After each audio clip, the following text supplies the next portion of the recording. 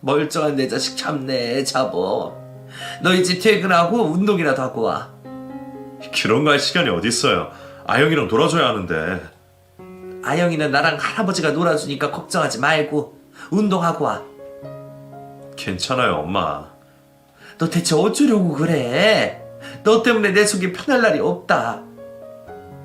그럼 나가 살까요? 너 말을 꼭 그렇게... 아휴... 제 불면증 때문에 엄마가 걱정을 많이 하셨어요. 저도 걱정시켜드리고 싶지 않은데 곧 죽어도 잠이 오지 않으니 저도 죽을 맛이었죠. 얼굴은 갈수록 시커멓게 되고 의욕 없이 다니니 걱정되시는 것도 당연했어요. 엄마 성화에 운동을 해보긴 했지만 더 피곤하기만 할 뿐 불면증은 나아지지 않았어요. 밤만 되면 여전히 아내 생각이 났고 그래서 잠을 잘 수가 없었어요. 눈을 감으면 화장터에서의 그 불이 생각나 눈을 감을 수가 없었고요. 딸이 쑥쑥 자랄수록 저의 건강은 더 나빠지기만 했고 결국 의학의 도움을 받을 수밖에 없었어요. 집 근처 병원에 가서 수면제를 처방받아 먹기 시작했죠. 약에 의존하기 시작하면 끊을 수가 없게 될까봐 먹기 싫었는데 별 수 없이 먹으면서 조금씩 잠을 잘 수 있게 됐어요. 예전처럼 푹 잘 수는 없었지만 그래도 4-5시간은 깨지 않고 잘 수 있었고 그렇게 하니 생활하는 게 훨씬 나아졌죠. 잠은 잘 수 있게 됐으니 역시나 수면제가 없으면 잠을 잘 수가 없었어요. 그러니 꾸준히 병원에 가서 처방받을 수밖에는 도리가 없었고요. 또 오셨네요. 잘 지내셨어요? 네, 저기 처방만 받을 수 있을까요? 선생님께 확인해 볼게요. 잠시만요. 지난번보다 얼굴이 많이 좋아지셨어요. 그래요? 네, 훨씬 보기 좋으세요. 잠시만 기다리세요. 네, 고맙습니다. 병원에 주기적으로 가게 되면서 간호사와도 가까워졌어요. 먼저 알아보시고 인사를 하시니 저도 한마디씩 더 하게 되고 웃으며 반가워해 주시는 모습에 병원을 방문하는 마음이 좀 더 편해진 것도 사실이고요. 대체적으로 그 병원에 일하시는 분들이 다 친절하셨지만 유독 그분이 제일 상냥했어요. 저에게 친절하게 대해주시는 분이라 저도 적당히 맞장구를 쳐드렸는데 한 번은 병원 문을 닫을 시간에 갔다가 같이 병원에 나선 적이 있었어요. 약을 지어서 약국을 나서는데 그 간호사와 마주치게 되었고 같이 집을 가게 됐죠. 마침 같은 방향으로 가는 길이라 자연스레 얘기를 나누게 되었는데 말하다 보니 아내가 없다는 것을 얘기하기로 했어요. 그럼 집에 가시면 혼자 식사하시겠네요? 부모님이랑 같이 살고 있어요. 저 혼자 아이를 키울 수가 없어서. 그러셨구나. 오늘 저랑 저녁 같이 드실래요? 네? 뭐 어때요? 모르는 사이도 아니고. 저는 저녁 혼자 먹어야 되거든요. 제가 맛있는 거 사드릴게요. 아니 그게... 사양하지 마세요. 제가 맛있는 집 알아요. 같이 가요. 얼떨결에 그 간호사와 같이 저녁을 먹게 됐어요. 거절하려면 할 수 있었지만 저도 기분 전환이 필요했을까요? 매정하게 거절할 수 없어서 따라 나섰다가 그날 이후 종종 식사를 같이 하게 됐어요. 처음으로 같이 저녁을 먹은 날 연락처를 주고받게 됐거든요. 제가 혼자라는 걸 알게 된 그 여자는 저에게 적극적으로 다가오기 시작했어요. 저에게 호감이 있었다면서 유부남인 줄 알고 선뜻 표현하지 못했다는 그 여자는 저와 잘 지내고 싶다며 자주 연락을 하기 시작했어요. 아내가 죽은 이후로 곁을 내주지 않았던 저였는데 그때는 마음이 많이 힘들었을 때였는데 다가오는 그 여자를 밀쳐내지 못하고 계속 연락을 주고받게 되었고 어느 순간 그 여자는 저에게 정식으로 고백을 했어요. 힘들면 나한테 기대요. 내가 당신한테 힘이 돼줄게요. 먼저 간 사람 때문에 언제까지 혼자 지낼 거예요. 아이한테도 엄마가 필요할 거고 당신한테도 기댈 곳이 필요하잖아요. 하지만 내가 좋은 아내가 돼줄 수 있어요. 딸한테도 좋은 엄마가 되어줄게요. 약속해요. 정말 그렇게 해줄 수 있어요? 나만 믿어요. 같이 만나서 식사도 하고 영화도 보고 술을 마실 때도 있었지만 그 여자를 사랑하진 않았어요. 하지만 저도 지쳤었나 봐요. 아내도 엄마도 되어준다는 말에 저는 조금씩 마음의 문을 열게 되었고 어느 순간 그 여자의 말대로 새 출발해도 되지 않을까 하는 생각도 하게 됐죠. 부모님도 언제든 재혼을 하라고 하셨기 때문에 재혼을 하겠다고 하면 두 손 들고 반기실 것 같았어요. 단 하나 걸리는 게 있다면 딸아이가 어찌 생각할지 그게 마음에 걸렸는데 딸은 선뜻 좋다고 해줬어요. 아빠가 결혼해도 괜찮아? 응, 아빠. 나도 엄마 생기는 거 좋아. 정말? 응, 다른 친구들은 다 엄마 있잖아. 나도 엄마 있으면 좋겠어. 그래, 우리 아영이 엄마 만들어줄게. 아빠 약속? 정말?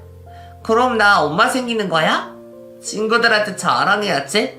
정말 좋아. 그래, 아영이가 좋아하니까 아빠도 좋아. 날 때부터 엄마가 없었던 딸은 한 번도 저에게 말하진 않았지만 엄마가 갖고 싶었던 모양이었어요. 친구들에게 엄마가 생긴다고 자랑하겠다는 딸을 보며 가슴이 너무 아팠어요.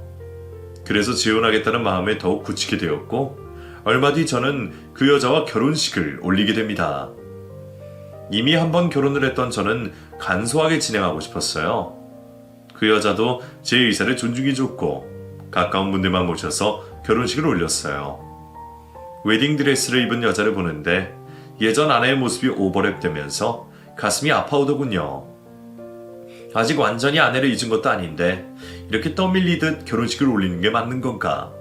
약간의 죄책감도 들었어요. 하지만 이미 돌이킬 수 없는 상황이라 눈 딱 감고 결혼식이 마무리가 됐어요. 결혼을 하면서 본가에서 나와 신혼집을 다시 차렸어요. 딸아이 방도 예쁘게 꾸며주고 신혼집답게 아기자기하게 집을 새로 꾸몄어요. 지인들을 초대해 집들이도 하고 모두들 우리의 새 출발을 축하해주며 화기애애했습니다. 그 여자는 딸에게 살갑게 대해주며 예뻐해줬고 딸도 그 여자를 엄마를 부르며 서로가 행복을 위해 노력했어요. 그런 모습을 보며 제 결정이 옳았다고 생각을 했어요. 그런데 그게 아니었던 모양입니다. 행복하게만 살 거라고 여겼던 저희 두 번째 결혼 생활도 삐그덕거리기 시작했어요.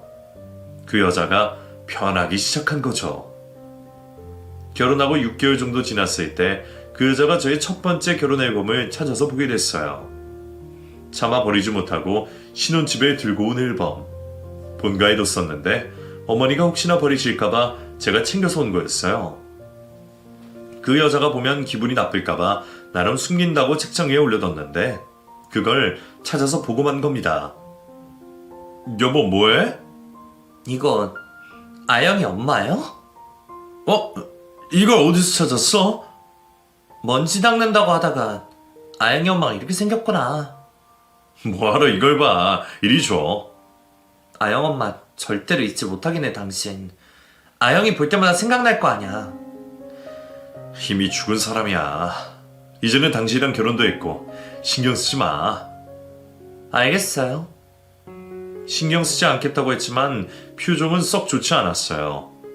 기분이 충분히 나쁠 수 있겠다 싶어 기분을 맞춰주려고 한동안 신경을 썼지만 그 여자의 기분은 쉽게 풀리지 않는 것 같았어요. 툭 하면 죽은 아내의 얘기를 꺼내며 제 신경을 살살 긁었어요. 당신 밤마다 나랑 자면서 그 여자 생각하는 거 아니야? 대체 그게 무슨 소리야? 나 알고 있어. 당신이 나 사랑하지 않는 거, 나랑 결혼한 것도 애한테 엄마 만들어주려고 했다는 거 다 알아. 그런 말이 어딨어? 당신 대체 왜 이래? 내가 바보도 아니고 그런 것도 모르겠어? 근데 직접 눈으로 보니까 진짜 미치겠어. 산 사람이면 조직이라도 하겠는데 이미 죽은 사람 어찌할 수도 없고. 아, 기분 더럽다 진짜. 여보, 말 조심해.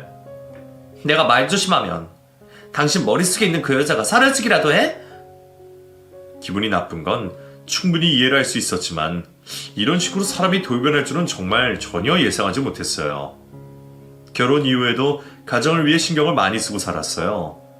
여전히 퇴근 후 집으로 곧장 왔고 아이와 아내가 함께 시간을 보낼 수 있도록 노력도 많이 했고요. 맞벌이를 하고 있어서 힘이 들까봐 식사 준비도 자주 도와주며 내 나름 애를 썼는데 왜 갑자기 죽은 아내 얘기를 꺼내는지 도통 이해가 되지 않았어요. 화가 났습니다. 결혼 전 좋은 아내, 좋은 엄마가 돼주겠다고 그렇게 자신있게 말한 사람이 왜 자꾸 분란을 만드는지 이해가 되지 않았어요. 하지만 그 여자는 점점 더 예민해져 갔어요. 하루가 멀다 하고 죽은 아내의 얘기로 제 속을 벅벅 긁었고, 심지어 아이에게도 엄마랑 똑같이 생겼다며 꼴도 보기 싫다는 막말을 해댔어요. 난생 처음 생긴 엄마를 좋아하며 잘 따르던 아이는 변하는 엄마의 모습에 점점 어두워져만 갔어요. 그 모든 걸 보고 있는 제 속이 어떠했을까요? 다시 행복해지고자 한 결혼이었지만 그 전보다 더 불행해지는 걸 지켜보면서 정말 힘들었어요. 도저히 이대로 있을 순 없겠다 싶었던 저는 결정을 내리고 맙니다. 그 여자와 헤어지는 걸로요. 당신이 나 때문에 괴로웠다면 정말 미안해. 다시 생각해봐도 이 결혼은 잘못 선택한 것 같아. 당신 놔줄게. 당신을 더 행복하게 해줄 사람이 있을 거야. 그러니까 우리 그만하자. 뭐라고요? 싫어. 내가 왜 헤어져야 하는데? 아직 혼인신고 전이니까 지금 헤어지는 게 맞아. 우리가 같이 살아도 계속 불행할 거야. 싫어. 안 해, 나. 이게 최선이야. 그냥 내 말 들어. 당신 진짜 최악이다. 세상 어느 여자가 이런 상황에 아우 웃으며 있을 수 있겠어. 질투가 나서 그런 걸. 당신이 헤어지자고 해? 내가 널 행복하게 해줄 자신이 없어서 그래. 안 돼. 우리 헤어질 수 없어. 나 임신했어. 뭐? 임신? 임신. 헤어지자고 한 날 그 여자는 임신했다고 했어요. 도저히 믿을 수가 없어서 재차 물어봤더니 가정에서 사진을 한 장 꺼내오는데 초음파 사진이었죠. 임신이 틀림없었어요. 아내는 저에게 앞으로 잘하겠다고 했어요. 다시는 죽은 아내 얘기를 꺼내지 않겠다면서 태어날 아이와 딸과 함께 행복하게 살자고 하더군요. 눈물까지 보이며 잘못했다고 말하는 그 여자를 보면서 저도 마음이 아파왔고 한 번 더 노력하면서 살아보자 결심했어요. 뱃속에 아이가 있는데 제가 더 잘해야겠다는 생각도 하면서요. 임신을 했다고 저에게 알리고 얼마 뒤부터 그 여자는 입덧을 하기 시작했어요. 밥도 제대로 못 먹고 구역질하는 모습을 보니 더욱 미안한 마음이 들었어요. 그래서 더 챙기고 말이라도 다정하게 한마디 더 해주고 했더니 무표정했던 얼굴에 웃음이 자주 지어졌어요. 그 모습을 보면서 그동안 나 때문에 힘들어했구나 싶은 생각도 들었어요. 아이가 태어나면 혼인신고도 같이 해서 온전한 가족이 되어야겠다. 그렇게 생각했죠. 위기가 한 차례 지나가고 그 여자도 딸에게 잘해주고 저희 부모님께도 자주 연락드리며 살갑게 대하는 모습을 보여줬어요. 그래서 마음이 안심이 되었고 한 달 동안 잡힌 출장도 부담 없이 다녀올 수 있겠다 싶었어요. 아직 입덧이 채 가시지 않은 상황이라 걱정을 했더니 그 여자는 밝은 얼굴로 전혀 걱정하지 말라며 저를 안심시켰어요. 딸도 씩씩하게 자리겠다고 해서 저도 웃으면서 출장길에 올랐고 매일매일 통화를 하면서 서로의 안부를 확인하며 지냈어요. 한 달이란 시간은 생각보다 길었지만 그래도 시간은 흘러 집으로 돌아오게 되었고 이런저런 미안한 마음에 아내에게 줄 목걸이 선물을 사서 집으로 왔어요. 목걸이 선물은 단둘이 있는 시간에 주려고 숨겨두고 꽃이랑 딸에게 줄 케이크까지 사서 집에 들어가니 그 여자와 딸이 저를 반겨줬죠. 맛있는 음식을 식탁 가득 차려놓고 저를 기다린 그 여자를 보면 너무나 고마웠어요. 이준 때문에 힘들 텐데 집에서 음식까지 해놓고 환영해주니 마음이 따뜻해지는 것 같았고요. 무슨 음식을 이렇게 많이 했어. 그냥 시켜 먹어도 되는데. 오랜만에 집에 오는데 당연히 집밥 먹어야죠. 어서 손 씻고 앉아요. 배고프죠? 밥 냄새 맡으니까 갑자기 고픈 것 같아. 얼른 먹어요. 식탁에 둘러앉아 식사를 하려고 하는데 딸아이가 뭔가 이상했어요. 저와 눈도 안 마주치려고 하고 얼굴의 표정도 어두웠고요. 무슨 일이 있냐고 물었지만 아이는 고개만 절레절레 흔들 뿐 말도 하지 않았어요. 그 여자는 한 달이나 떨어져 있어서 애가 어색해한다면 시간이 지나면 괜찮아질 거라고 했지만 뭔가 이상하다는 생각을 지울 수가 없었어요. 식사를 마치고 그 여자는 밖에 친구가 왔다며 잠시 다녀온다고 했어요. 급하게 연락이 온 친구인데 일이 있는 것 같다며 차 한잔 마시고 금방 들어온다고 했죠. 밤에 나가는 게 신경이 쓰였지만 집 앞이라고 하니 다녀오라고 했고 곧 저와 딸 둘이 낳게 되었어요. 아영아, 너 왜 그래? 아빠랑 얘기도 안 할 거야? 아이에게 부드럽게 말을 걸어봤지만 대답을 하지 않는 아이였어요. 갑자기 왜 이러나 싶어 걱정이 되는 저는 아이를 끌어안는데 갑자기 비명을 지르는 아이였어요. 아야, 아영아, 어디 아프니? 왜 그래? 안 아파. 방금 소리 질렀잖아. 어디 보자. 아이 몸을 잡았을 때 소리를 질렀기 때문에 옷을 걷어 살폈어요. 그런데 티셔츠를 걷어 올리자 믿을 수 없는 모습이 눈에 들어왔어요. 아이의 몸이 온통 멍투성이었죠. 하영아, 이게 대체 누가 이랬어? 어? 아빠, 왜 울어? 아빠한테 말해봐. 왜 이런 거야? 아빠, 새엄마가 말하면 죽는다고 했어. 뭐라고? 그럼 이거 엄마가 그런 거야? 응, 새엄마한테 절대로 말하면 안 돼. 알았지? 새엄마가 이렇게 한 게 확실해? 마른 하늘의 나이베락도 유분수지. 그 여자가 아이에게 손찌검을 했다니. 그것도 시퍼렇게 멍이 들 정도로 아이를 때렸다는 게 믿을 수가 없었어요. 그래서 아이에게 재차 확인을 하자 아이는 곧 핸드폰을 가져와 사진첩을 열었어요. 그곳에 제가 없던 한 달 동안 아이가 맞아서 생긴 멍들을 사진으로 남긴 게 있었어요. 아영아, 이게 진짜야? 응. 새엄마 내 동생 없어. 임신 안 했대. 친구랑 통화하는 거 내가 들었는데 그때부터 나 때렸어. 아빠한테 왜 말 안 했어? 새엄마가 나 죽인다 했단 말이야. 저는 우는 아이를 꼭 끌어안아줬어요. 제가 없는 동안 아이가 얼마나 무서웠을지. 보이는 곳은 다 피하고 옷에 가려지는 부위만 교활하게 때린 걸 보면서 제 속이 문드러지는 것 같았어요. 게다가 임신한 것도 가짜라니. 아이에게 들은 이야기들이 전부 사실이라면 너무나 무서운 여자라는 게 소름이 끼쳤어요. 저는 화가 나서 그 여자에게 전화를 걸었어요. 당장 집에 들어오라고 하려는데 전화를 받지 않더군요. 화를 참을 수 없어 경찰서에 전화를 걸었습니다. 아동학대로 신고를 하고 당장 출동해달라고 했죠. 얼마 뒤 그 여자가 집에 들어왔어요. 저는 단도직입적으로 물었어요. 아양이 몸에 있는 멍, 당신이 했어? 아, 봤어요? 그 친구들이랑 놀다가 넘어져서 그런 거예요. 뭐라고? 그렇게 말하면 내가 속아 넘어갈 줄 알아? 내가 없나 한 달 동안 계속 때렸다면서? 하영이 너 아빠한테 뭐라고 한 거야? 내가 거짓말하면 안 된다고 했지. 너 이리 와. 너 내가 단단히 버릇을 고쳐줘야 해. 라고 하면서 아이를 잡으려고 하더군요. 아이는 여자가 자기를 쳐다보자 자지러지게 울기 시작했고 제가 곁에 있는데도 아랑곳하지 않고 아이를 데려가려고 했어요. 내가 있는데도 조심하지 않는 여자를 보니 꼭지가 돌 것 같았어요.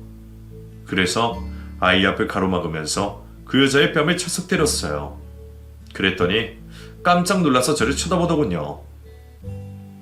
영희한테 손대지 마! 지금 나 때렸어? 네 자식 가진 여자한테 이럴 수 있어? 진짜 임신한 거 맞아? 거짓말이잖아. 뭐라고? 내 말을 듣더니 다시 아이를 노려보더니 또 달려들려고 하더군요. 그 앞을 막아섰지만 무슨 여자가 힘이 그리도 센지 감당하기 벅찼어요. 서로 실랑이라고 있는데 마침 경찰이 도착했습니다. 아이가 현관문을 열었고 곧 경찰이 들이닥쳤어요. 이 여자가 아이를 때렸습니다. 이 여자를 잡아가세요. 뭐라는 거야? 너 미쳤어? 이거 보세요. 진정하세요. 완전히 흥분했는지 경찰이 왔는데도 아이에게 달려들려고 발악하는 여자를 보며 온몸에 소름이 끼쳤어요. 이런 여잔 줄 전혀 모르고 결혼까지 했는데 이렇게까지 바닥일 줄은 꿈에도 몰랐어요. 곧 우리는 경찰서로 갔고 아이에게 있었던 일을 자세히 들었는데 아이에게 주기적으로 협박을 했다는 것을 알게 됐어요. 제가 없을 때는 살 빼야 한다며 밥도 제대로 주지 않았고 죽은 엄마까지 들먹이면서 재수 없다는 말도 수시로 했더군요. 게다가 제가 출장을 간 사이엔 작정하고 애를 때렸는데 저한테 말하면 죽이겠다는 말도 했다는 걸 다시 확인하게 됐어요. 당연히 임신도 가짜였고요. 그 모든 걸 알고 나서 속이 부글부글 끓었어요. 그 여자를 믿고 아이와 단둘이 둔 제 자신이 너무나 한심하고 자괴감이 들었죠. 아이는 사랑받고 싶은 마음에 말도 하지 못하고 속으로 끙끙거리고 있었으니 그동안 얼마나 무서웠을지 제 자신이 너무나 원망스러웠어요. 다행히 아이가 찍어둔 사진도 있었고 아이의 증언으로 그 여자를 고소할 수 있었어요. 그리고 추가적으로 밝혀진 게 병원에서 약물을 몰래 빼돌려 돈을 받고 팔았던 정황이 드러나면서 아동학대와 별개로 재판에 따로 받게 되었어요. 결국 그 여자는 구속이 되었고 지금은 깜빵에 가서 살고 있어요. 재판을 받는 동안 그 여자의 부모가 저를 찾아와서 선처를 부탁하더군요. 아이에게, 고작 9살 아이에게 그런 짓을 해놓고 선처라니 그게 말이 됩니까? 저는 절대로 그렇게 못해준다고 했어요. 마음 같아서 평생 감옥에서 썩었으면 좋겠다고 말했더니 그 다음부터는 찾아오지 않더군요.